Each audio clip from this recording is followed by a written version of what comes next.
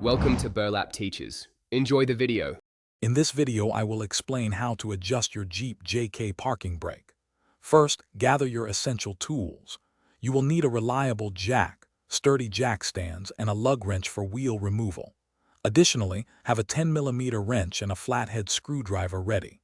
Before starting, always ensure your Jeep is on a completely level surface and the transmission is securely in park for maximum safety.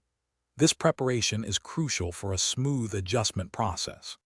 Now, let's get your Jeep ready for the adjustment. Carefully lift the rear of your vehicle using your jack, then immediately place sturdy jack stands under the axle for absolute safety. Never work under a vehicle supported only by a jack. Once secure, use your lug wrench to remove the rear wheels and tires. This step is vital as it gives you clear, unobstructed access to the parking brake components located behind the rotor. With the wheels off, you can now access the adjustment mechanism. Look for a small rubber plug on the brake rotor and carefully remove it using your flathead screwdriver. Through this opening, you will see the star wheel adjuster. Insert your screwdriver and turn the star wheel until the rotor becomes completely locked, indicating the shoes are fully engaged.